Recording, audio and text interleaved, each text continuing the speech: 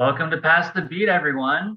Today, we're going to review the final results from the INO contest hosted earlier this month in collaboration with AES Berkeley, Tucson Audio, Isotope, and our special guest judge today, Ill.Gates. Thank you for being here, everyone. We have a lot to cover, so let's jump right into it. First up, we have a track breakdown by Sam Rowley, aka Oust One. So let's take a look at his process. What's up, y'all? My name is Sam Rowley. I'm from Slida, Louisiana. I've been producing under the name Oust One for a couple months now. Don't ask me how I got that name. Let's dig right in. The main spark that really got all this started were two really special vocal samples that I just happened to find, but they don't even need explanation. It'll all make sense when you hear the song. So I come from producing primarily with hardware samplers. I really started on using with the SP404, SP505, and I have an MPC 2000 XL that I brought here. But I've been using Ableton primarily over the last year or so. So I kind of approach it with the same workflow that I would use with any hardware sampler. Based on the sounds that I found, I had kind of a vague idea of what I was aiming for. So I did a little sample digging on YouTube and found some stuff that I thought would work really well for these sounds. And I threw them into Serato Sample, which is my favorite plugin of all time. And threw all that in there, chopped it up, made some loops, and had some fun with that. And I really liked, honestly, kind of my favorite sound that I got out of this was the PA voice. It just sounds so weird. And it's like that combined with the Instant Pot release noise. I love Instant Pots, by the way. In the same way you'd use vinyl crack on the back of a beat, I had that kind of blended together, and then that sidechained to the kick really heavily. So after that was kind of the first half of the textural element, because I love grouping stuff together and sidechaining things individually. Eventually I have a lot of percussion elements too that I kind of pulled from all of the randomest stuff I could find. I kind of started throwing together until I found some patterns that really worked well together.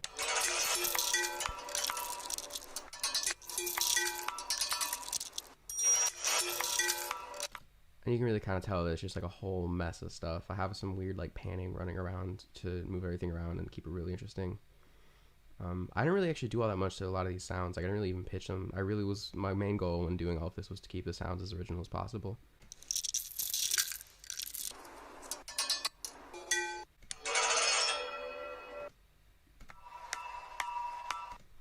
And I really like this ding. So but yeah, all of that was grouped together and ducked by the kick drum again, combined with also the other texture elements. As far as hi-hats, I made this first hi-hat out of the coin drop by shortening it and pitching it up. The second hat is made out of the sliding door sample. There's the paper rip. I really liked the master knob clicks. It kind of gives this weird almost trap hi-hat stuttery effect. I never really thought I'd like that master knob so much. I actually kind of hate that console in the studios. Then I've had this weird, nice little hi-hat sound from the spray bottom.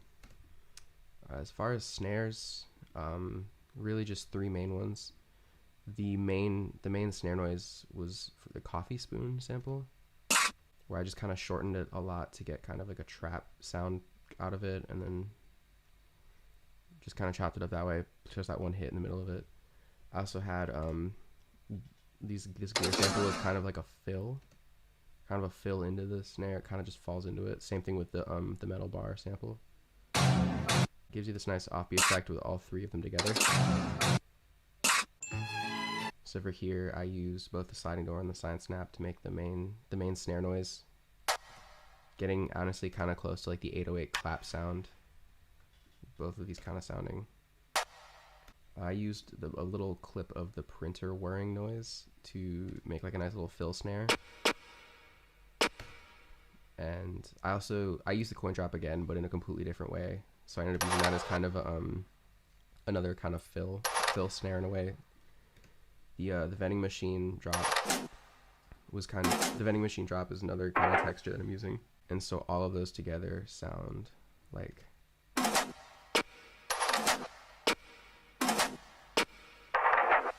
And the last three things I used in this from the kit were, I just made some pretty basic hi-hat noises. So for here, I used the piano screw. I just grabbed one of the short little hits, impacts of that. and made that. I had the two transients get almost like a delay, so I didn't have to do that. It was kind of just built into the sound.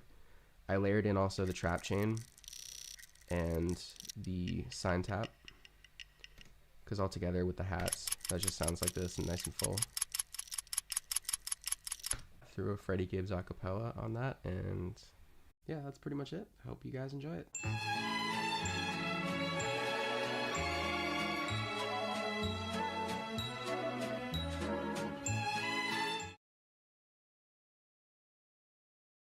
Thank you, Oust One. I'm excited to hear what you created with the sample pack. Let's check it out.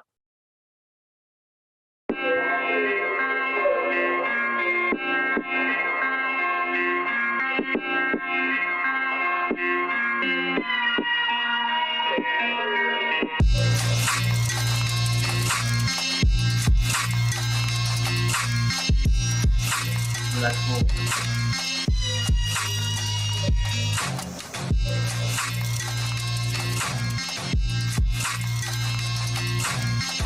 We vibe. Some awesome texture in there.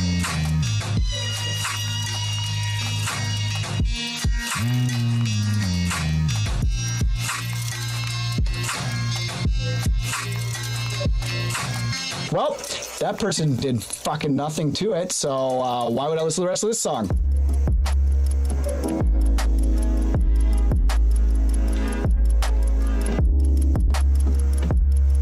That was just amazing. Yeah, the revolution is the genocide. Yeah.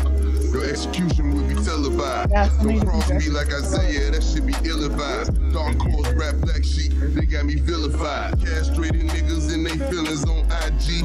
Won't never let this industry demasculinize me. I do murder bareface, don't need no mask to disguise me. Do my effing in the stash, I think the crackers behind me. Hey, he pulled me over, I asked him, yo, what's the problem, sir? I swear to duck the potholes, man, I had no option, sir. Just let me go, cause my license insurance proper, sir. I hate to be on the run for smoking the officer. We was busting that police before Queen and Slim, that's on the fin. Let off 50 shots to the squad car and get in again. Told the Gary police in 05 that I got more guns than them. Get the feds if you want a war, and they sent them bitches in. Reminds me of like some dirty art club stuff. Yeah, the revolution is the genocide. I love it. Yeah, let's switch up with them.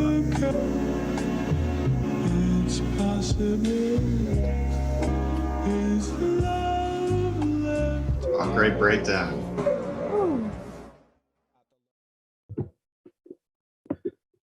Really cool, man. Looks like you had fun with that track. Ill.Gates, what do you think? Cool. So yeah, I really dug it. There's definitely a lot to like about it. I especially like the attention to the timing of the beat, and the way things are not like perfectly mathematically on the grid. As a big fan of MPC music, that spoke a lot to me, and I really dug it. So in terms of where I think it could be improved, the first thing that really stood out was there's a lot of like really sharp harshness that was left in the field recordings that if you were to play that song on a PA would just destroy your eardrums. So what I usually recommend if people do is start exploring using de-essers on instrumental sounds, and most de-essers will have a solo function so you can hear what you're removing, and then you sweep it around until you get the painful spot and then remove that. But a lot of the time sounds, especially metallic sounds, will have multiple resonances in them, in which case you may want to explore using a plugin like Soothe 2 from Oak Sound. I find that plugin quite effective. But even without a de-esser or Soothe 2, one of the big hacks that I have for removing harshness, and you never hear anyone advise you to do this, but if you put on either headphones or turn your speakers up until the point where it actually makes your ears hurt, then you go in with the EQ and sweep around until you hit the really painful spot, and then you're like, oh god, that frequency. But when you're monitoring at a quiet volume, a lot of the time, there might be these really sharp resonances that are not as striking strikingly apparent that they're painful at that volume. So either monitor loud, make use of dynamic EQ, de-essers or soothe 2 to get rid of those things, and it'll really help you get your tracks ready for sound system play. I also would recommend that if you're going to have a track that makes such heavy use of the side chain in the composition, that whatever it is that you're side chaining from, whether it's like a kick drum or whatever, that sound needs to kind of like justify the side chain, right? When you have these big, long, slow side chains, and then the kick is like really, really quiet in the mix, it just kind of sounds like the volume is uneven on the sounds. It doesn't like, you're not like, oh, that's a side chain because there's this kick drum. And like, even in a track where it has side chains in the breakdown, there's just this feeling like a conclusive feeling when you get a nice meaty kick in there when the kick comes in. So and I my biggest advice would be to just like A/B against finished music that sounds good on all sound systems. Get a spectrum analyzer, some kind of a phase scope, and just A/B reference back and forth with your track and a reference track, and you'll be able to pick up on those holes. Oh, I'll check all that out. Thanks a lot. Cool. Lots of love. Great job, though. Great job. I really, I got a great vibe from that one. Thanks. Thanks for the vocal samples. Thanks, yeah.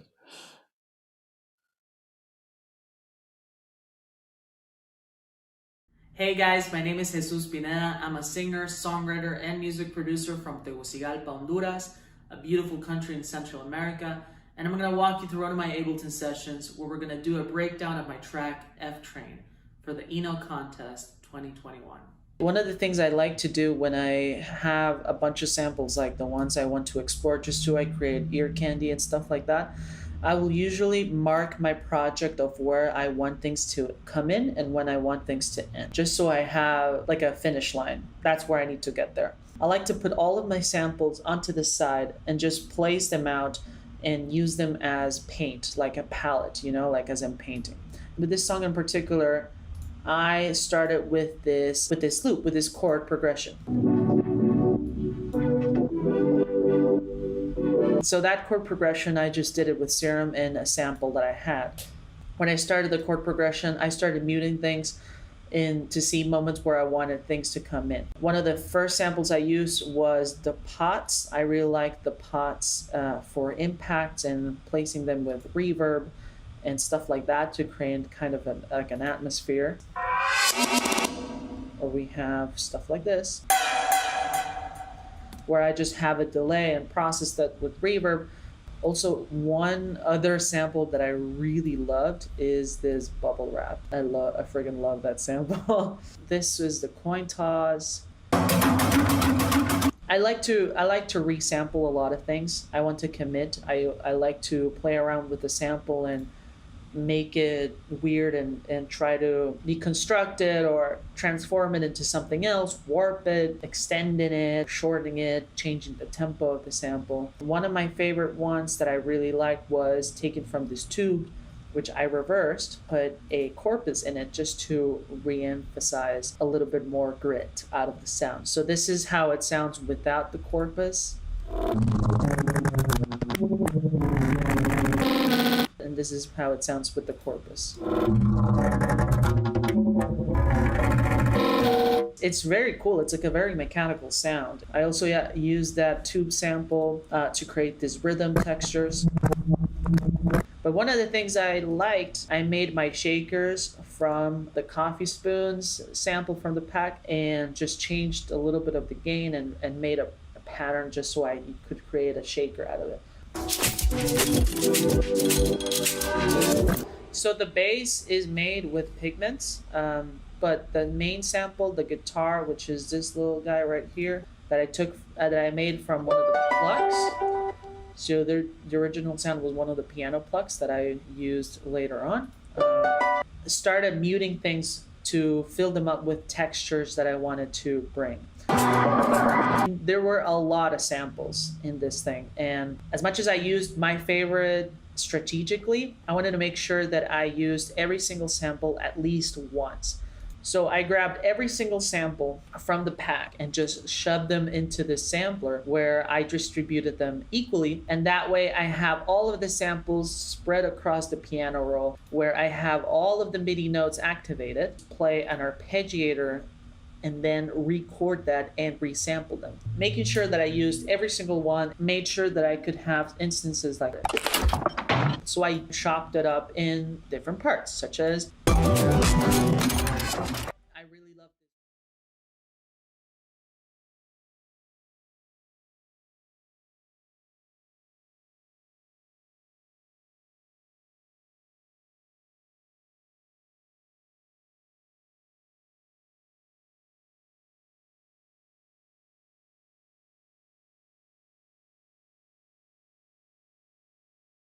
Nice, Jesus. Well, let's jump on that F train and see where it takes us.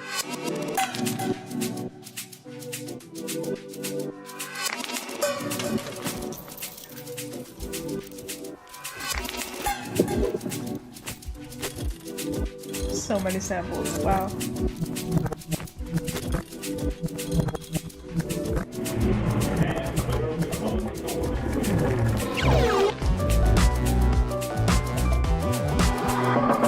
Okay. Nice breaks.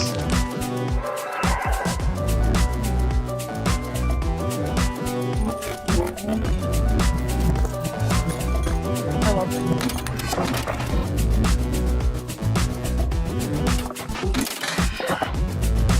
Oh man, those glitches are sick. Yeah, amazing sound design. Thank you. Sounds like the chugging of a train.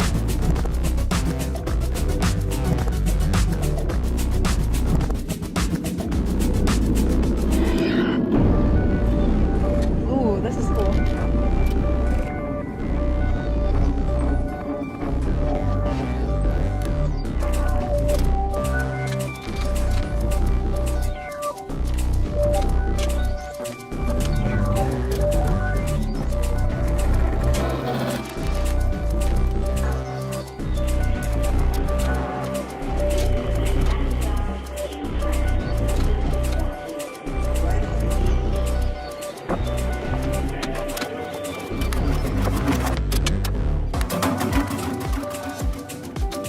Woo!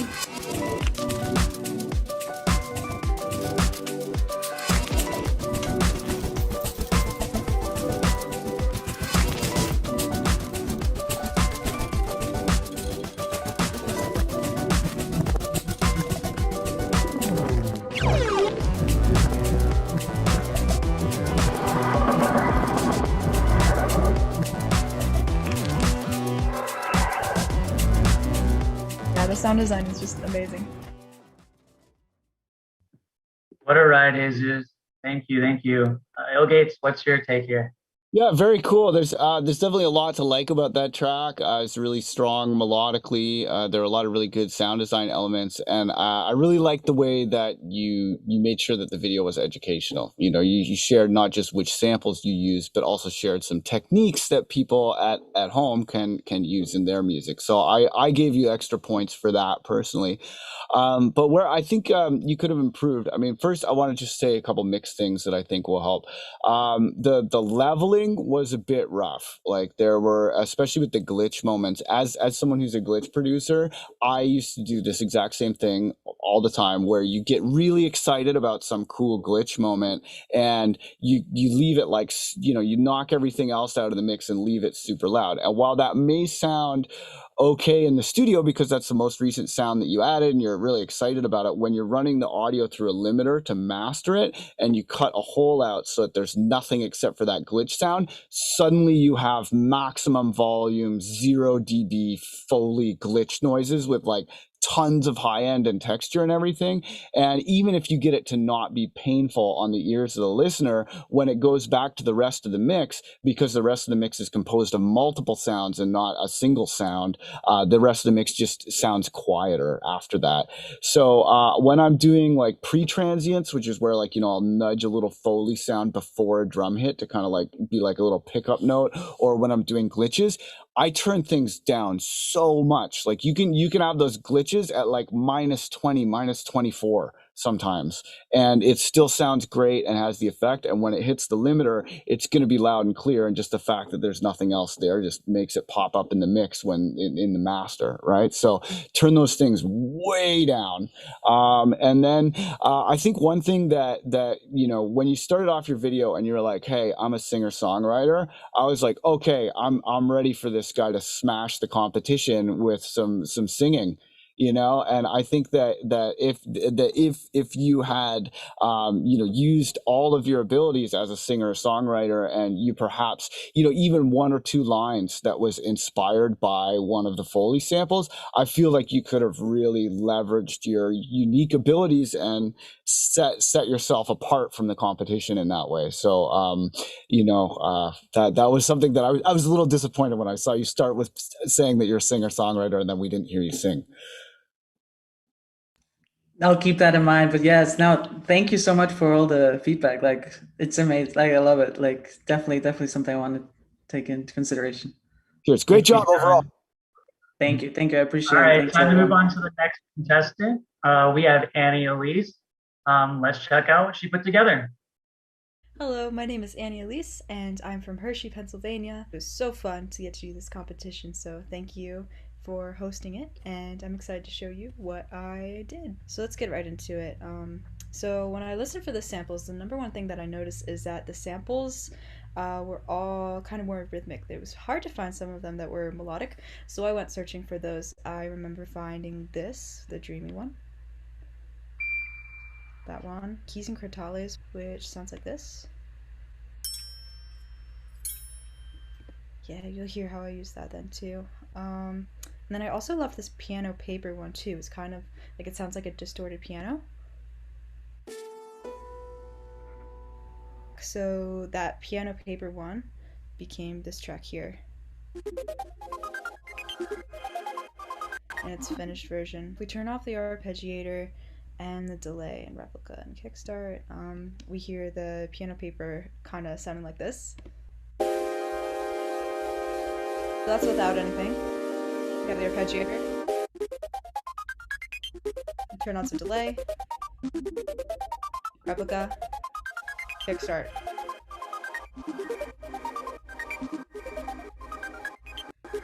Yeah, so that's one of the sounds that I made out of the samples. That dreamy sound, I also made a really cool lead, pad sound out of it. Just alone, it sounds like this. It's just the blips, tuned and pitched. Put an effect rack with crystallizer on it. OTT. Gain. Tremolator. Kickstart.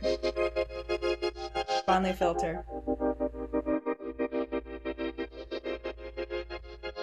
So that's one iteration of that sample. And then this one is the exact same, almost. It just doesn't have tremolator, and I'm using really nice bit crush on it, so that sounds like this. It's also made out of the same dreamy sample. Keys and Crotales sample is, I guess I have it bounced here, so I can't really show you what I did, but basically I took that pitched part where it hits and turned it into a melody.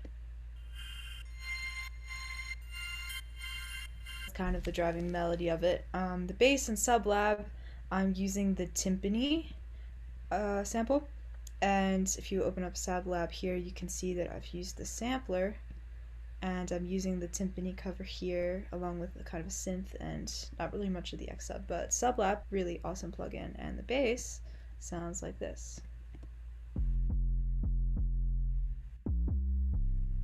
More things you'll notice I did is that all the drums are completely samples. So the drum rack here, you can hear the kick is the timpani cover. The snare, I'm using the air can sample.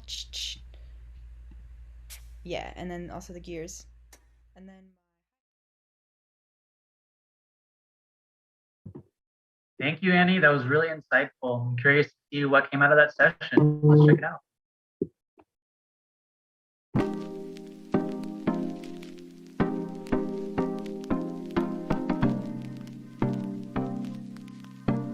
I already loved it. Oh god, it's so good.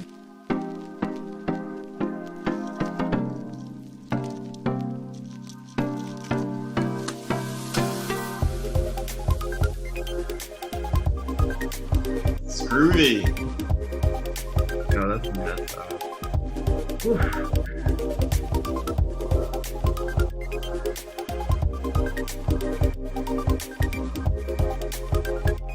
Those arpeggios are great. Very, very dreamy, like, love it.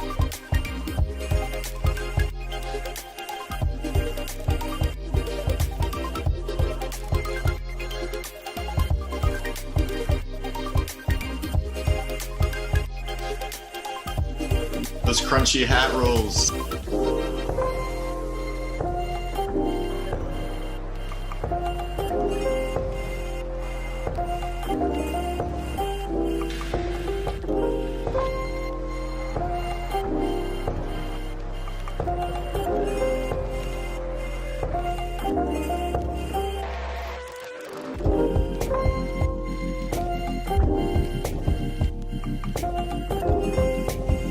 That distortion was mean. That PA voice. Y'all love it.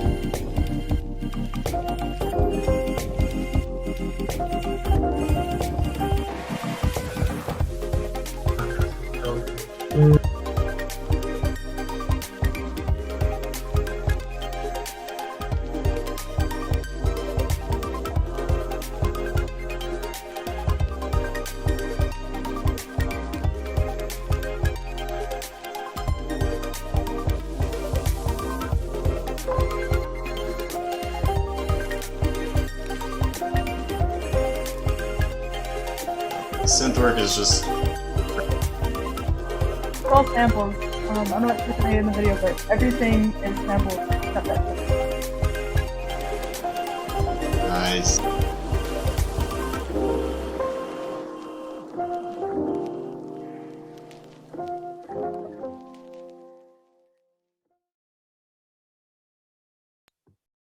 Wow, that was really beautiful, Annie. All right, Ill.Gates, take it away. Yeah, that was fantastic. I loved this one. I think some of the things you did really well were you were leveraging your strengths, and really, falling back on that skill as an instrumentalist, and really, using the sounds to kind of like maximize that advantage. So I thought that was pretty cool. And I really liked how directly the face of the song, and how directly just the whole, like, it came across as, all the sounds came across as very integral to the composition. And I was also really impressed with just like the melodic structure of it, the way the melodies come in and out of the arrangement, everything happens at the right time, and it's just like very satisfying. And I'm also pretty stoked that you were focusing on the listener more than just like the technical rules of the challenge or whatever. And I think that that's like, whenever you're doing something in one of these competitions, it's really, really important to leverage your strength, and then B, just make a piece of music that people are going to listen to outside of the competition, right? Because fans, all they care about is, does that finished music make them feel what they want to feel when they press the button? Like you need to fill an emotional need in your fan base to make your music addictive, and that's what takes you to the next level in music, is being able to serve a purpose for your audience. And I really got a strong sense that outside of the competition, this song is going to be listenable years from now. And the video outside of the competition, someone just on your social media channels can watch that video and be like, oh, hey, this is a cool piece of music. I get it, but it stands alone without the video. So it's really ticking all the boxes for me. Thank you so much. That's really awesome to hear.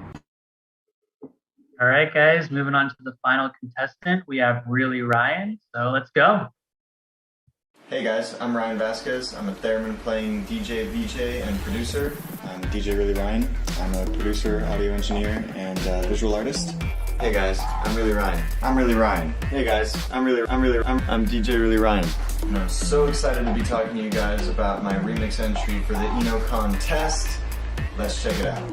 I basically just listened through each sample, named it, and then categorized them into different folders, and then this way, rather than having to listen through each sample, I could very quickly navigate through my folder structure to find what I wanted right in the moment of the song during production. So I basically did a lot of simpler sampler stuff here. You can see everything's already converted to audio.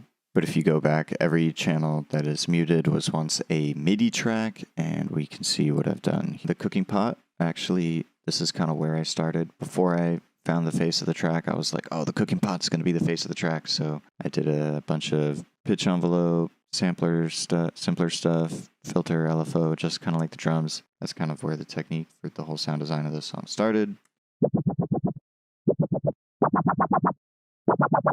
So playing different notes, you get some cool wobbles. And again, moving this decay around is how I got different sounds of the same sound. So I used 47 samples differently, whether it was the same sample in a different way or a different sample. Some of those were just used as the regular samples. Some were audio with effects. Others were brought into a simpler or sampler and then affected, played in real time, maybe with some parameter automation played in real time and then resampled and possibly further edited or affected. And really the majority of all these are pretty much all going through a simpler or sampler with these filter, pitch envelope, and LFO controls, some combination of these. And really the magic is the amount and decay sustain stuff here, like this pitch envelope shape. You move it around and you get some crazy stuff, and that is the basis of sound design for this song. And now I'll show you some other unique techniques that I used.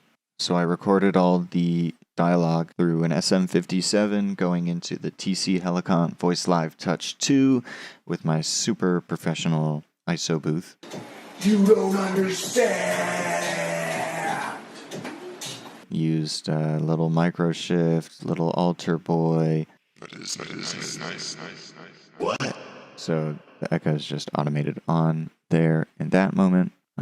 So yeah, I mean, there's two voices, the parent and the child. They have different effects from the TC Helicon, but otherwise they have the same EQ, alter, shift, and micro shift. Once I created a instrument rack with a whole bunch of different bass patches, mostly serum and operator, I mapped the chain selector to the pitch antenna of my theremin here, and so I can just play notes and move my hand around and get a bunch of random bass sounds, and then edit what I like, do a few takes, and there you have the signature Really Ryan theremin implementation.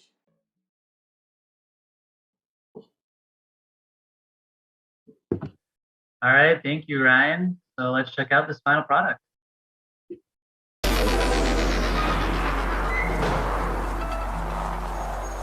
Hey kid, what you learn in school today? Well, they told us in science class that our eyes, they flip the image we see in reality. Isn't that pretty neat? No, you don't understand. What if this whole time, everything we see, everything we know, has been upside down? Oh, that's crazy. Whoa. Yeah, this is sick, man.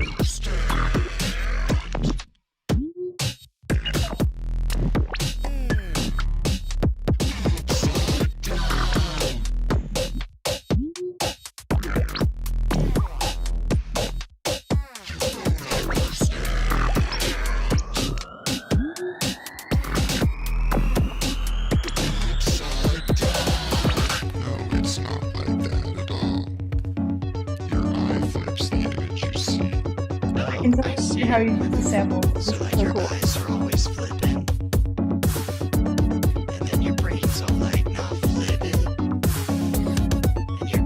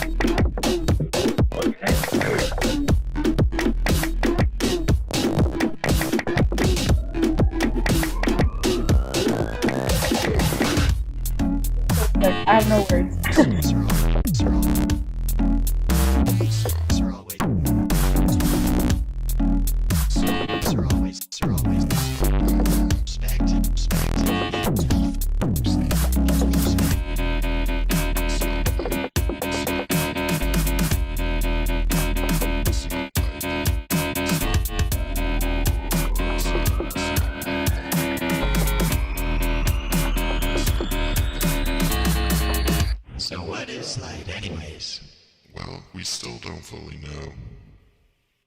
But it's nice. What?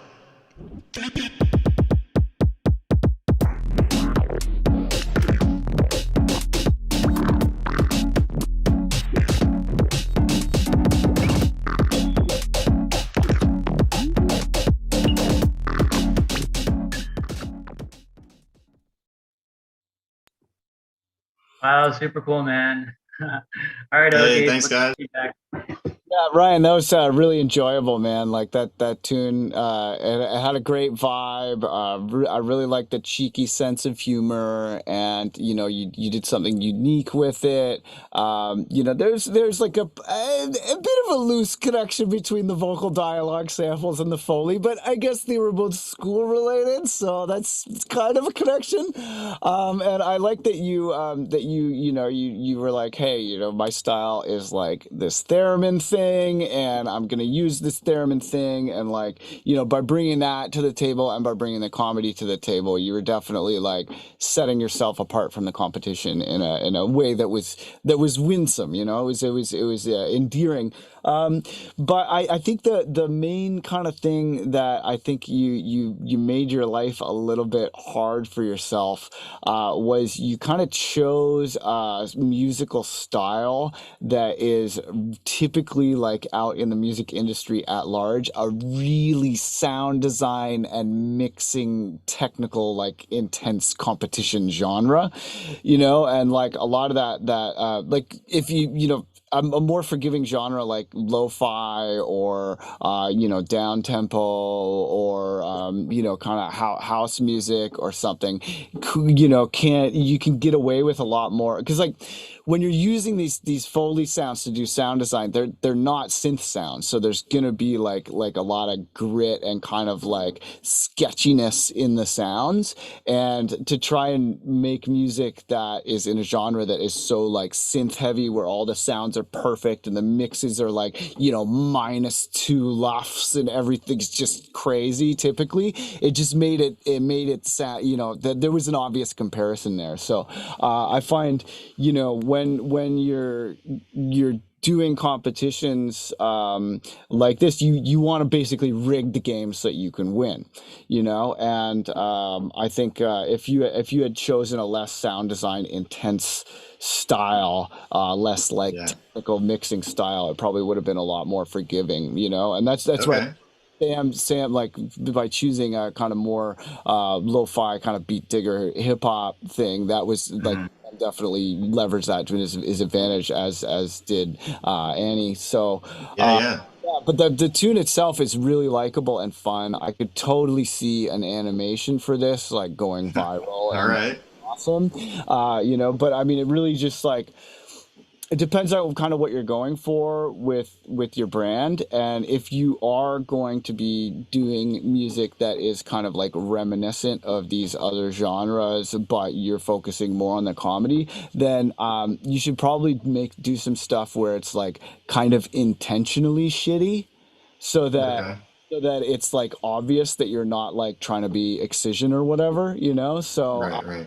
I think, like, like, because like, I think some of the sound design, like, if some of the sounds were a little more like wacky, it would have put you out of that genre, and those comparisons Okay. would have been harder to make. But because the sounds were kind of serious and it was the vocal that was comedic, it kind of put you in that like Yeah. heavy bass kind of genre, which is just gonna make it sound different. Yeah, Thank you thanks, so man. I much. never considered any of that, so thanks so much. Yeah, cheers, Well, man. thank you everyone for your submissions. We had a really good turnout this year. Thank you, Ill.Gates, for hosting, and also the workshop and the contest. This feedback was really, really great. Means a lot to us, and as we all been waiting, the moment that we are announcing the INO contest winner. Can we get a drum roll? Ill.Gates, do you wanna announce it? Okay, here. I will announce it, but just a second, because I didn't think I was going to announce it. So just a moment. All right. The Here. suspense is killing us. Hey, Elise! Oh, Yo! Crushed it. Thank you, everyone. Thank you. I hope you guys enjoyed this session, and we'll see you next year. Heck yeah. Lots of love, everybody, and big up to everybody who entered, not just our finalists. It is so important to give yourself deadlines and to just, to take action, and put some pressure on yourself. And I think there's so many people that want to make music and don't because they don't commit. So if you're out there and you're wondering why you're not making music, it's because you haven't committed. You need to get optimistic, pick a target and be like, hey, I'm doing this, and tell people and commit, because that's what gets tracks done and that's what gets you better. So